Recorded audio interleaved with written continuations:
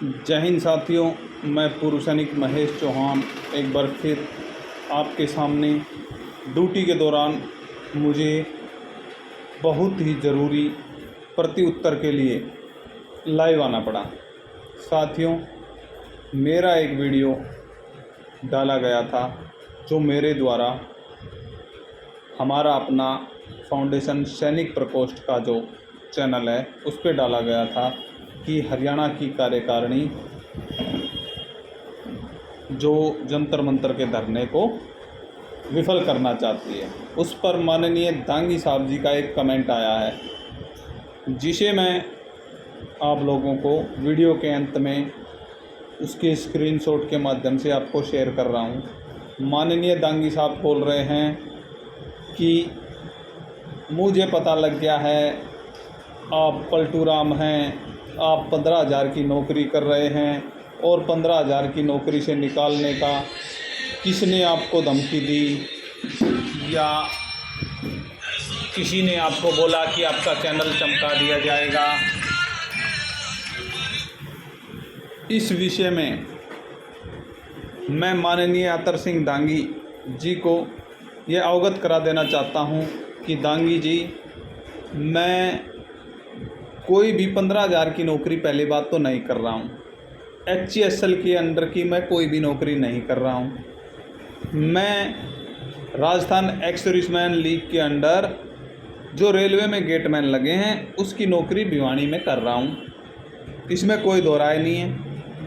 और रेलवे में अगर आपको ना पता हो तो तनख्वाह 25,000 है और PF अलग से कटता है। यदि आपको मेरा UN नंबर चाहिए तो मैं आपको रैक्सो का UN नंबर दे दूंगा, आप खुद चेक कर लेना। तो किसी पर ब्लेम लगाने से पहले उसकी जन्म कुंडली आपको पढ़ लेनी चाहिए।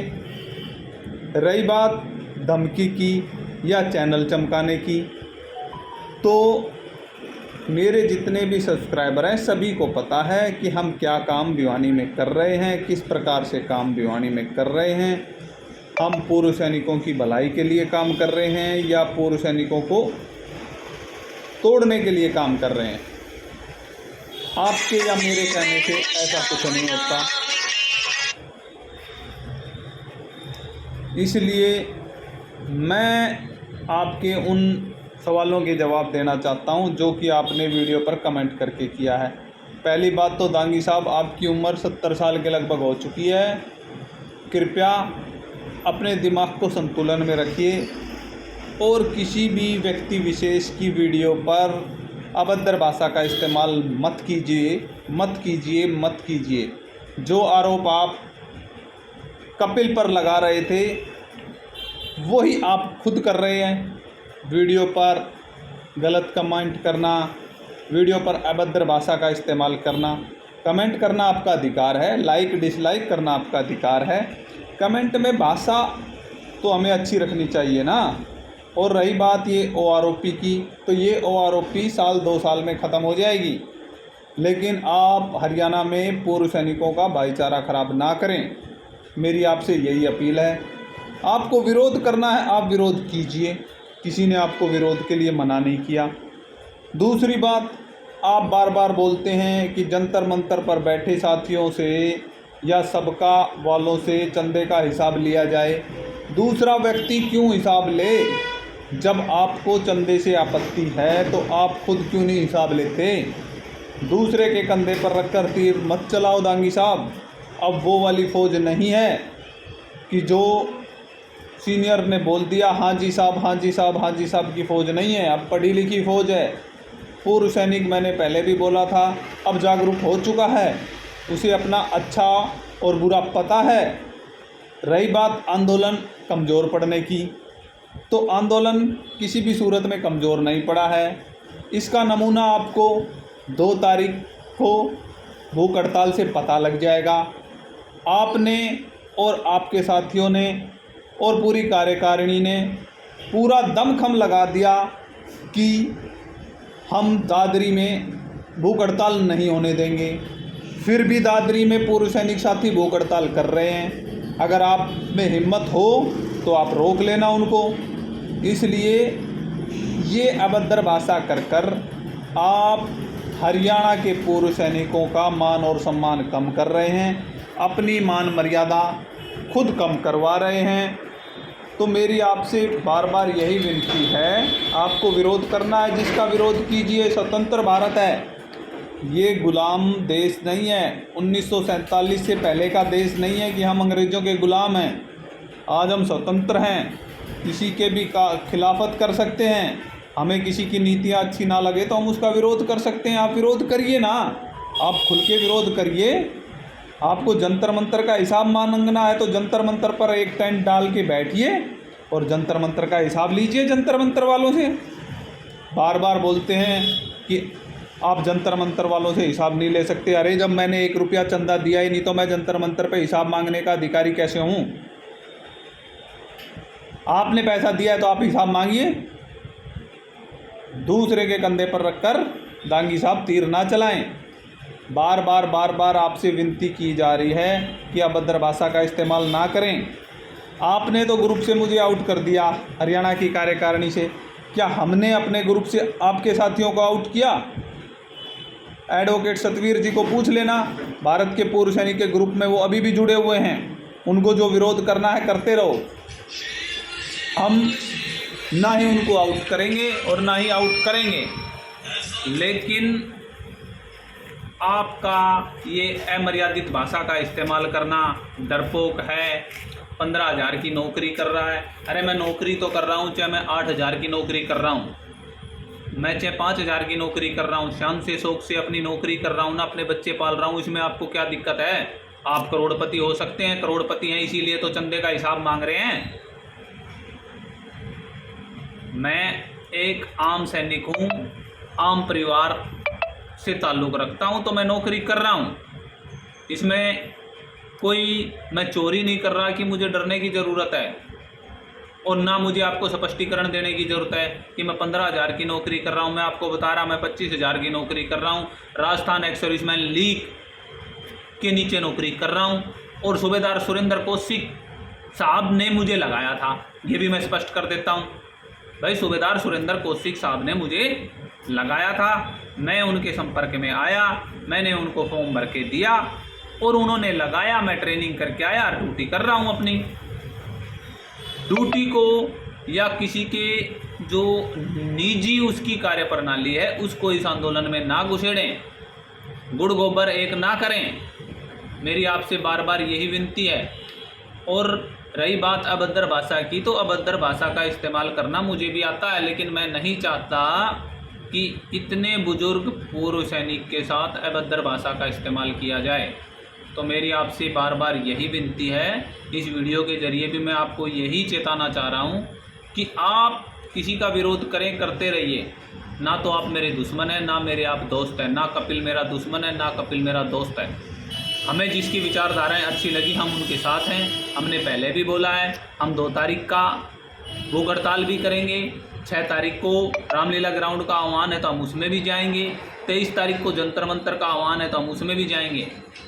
हम किसी एक पार्टी विशेष में नहीं हैं, या हम ये कहें कि किसी राजनीतिक पार्टी के हिस्सा नहीं हैं। हमारे को जो पूर्व सैनिकों के हितों में लगेगा वो हम जाएंगे। और भिवानी का पूर्व सैनिक एक है, एक रहेगा और सदैव एक रहा है। आपके बरगलाने से कोई पूर्व सैनिक बरगलाने वाला नहीं है।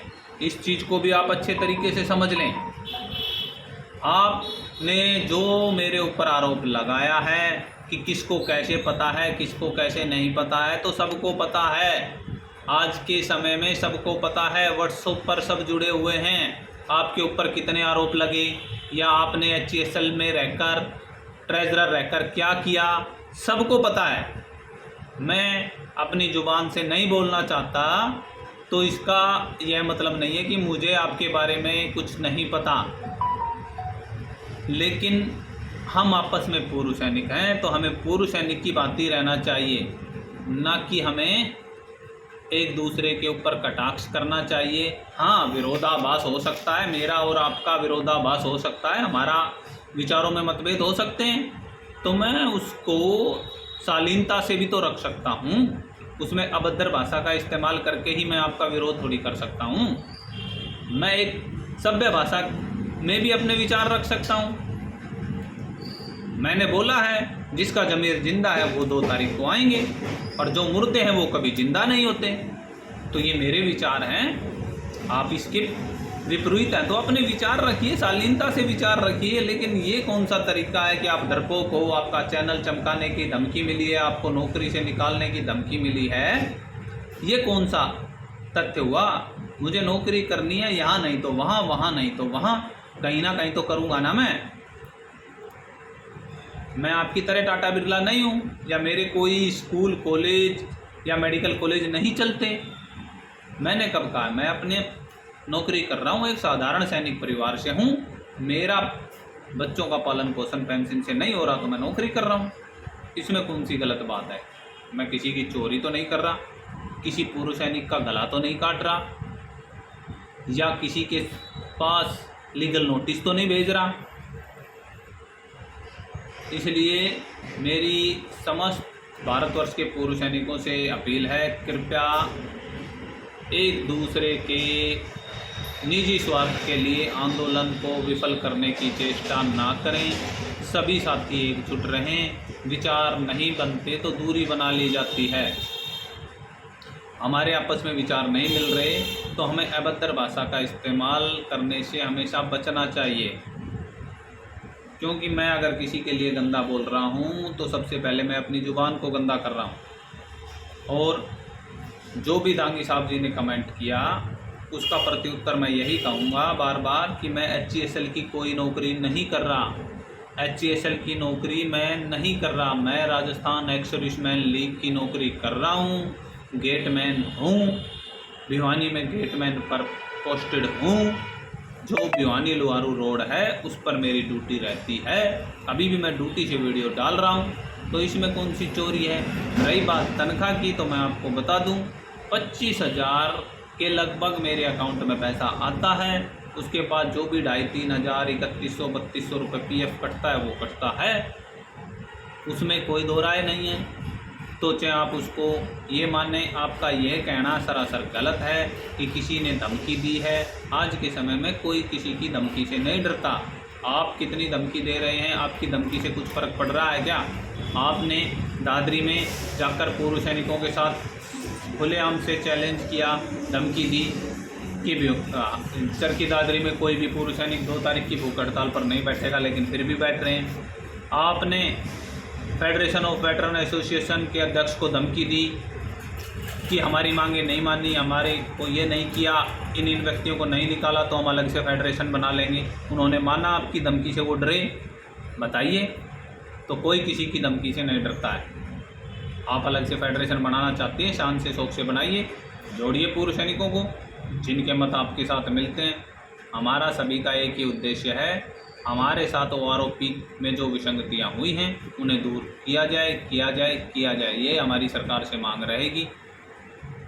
आप खुल के ही वो कहते हैं तो आप खुद ही बता दीजिए कि एक कर्नल साहब को, सैनिक प्रकोष्ठ के अध्यक्ष को, किसी राज्य के सैनिक प्रकोष्ठ के अध्यक्ष को किसी एक सिपाही की या किसी एक जवान की जेशोज की पोस्ट को वायरल करने की क्या ज़रूरत पड़ी,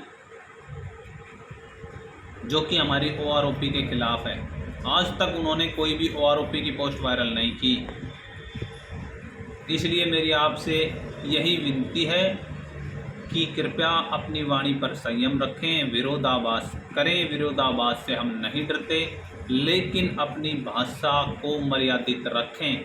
कहीं ऐसा ना हो कि आपकी अमर्यादित भाषा मेरे से सहन ना हो और मैं भी अमर्यादित भाषा बोलने पर उतारू हो जाऊं, जो कि किसी भी हद तक हमें अच्छा नहीं लगती। आप मेरे से उम्र में बड़े हैं, पूर्वज हैं, सम्मान के योग्य हैं, माननीय हैं, आदरणीय हैं। तो मेरी आपसे हाथ जोड़कर यही विनती है, कृपया विरोध करें, लेकिन अभद्र भाषा का इस्तेमाल ना करें। कोई भी डरपोक नहीं है। साथियों, जो इन्होंने कमेंट लिखा है मैं वीडियो के अंत में डाल रहा हूं, कृपया वीडियो को देखें और अंत में कमेंट पक्का देखें। क्या माननीय अतर सिंह दांगी जी का यह कमेंट करना शोभा देता है? क्या ये भाषा इनको शोभा देती है? इसी के साथ वीडियो काफ़ी लंबी हो चुकी है और मैं बोलता रहूँगा, कोई फ़ायदा नहीं है। तो मैं आप सभी साथियों से माफ़ी चाहूँगा और आप सभी से मैंने आज तक कभी भी ये विनती नहीं की कि वीडियो को वायरल करें। तो मेरी आप सभी से विनती है कि इस वीडियो को एक पूर्व सैनिक की आवाज़ समझकर सभी ग्रुपों में वायरल करें और सच्चाई को सामने लाने में मेरी मदद करें। जय हिंद, जय भारत। पूर्व सैनिक महेश चौहान, भिवानी, हरियाणा।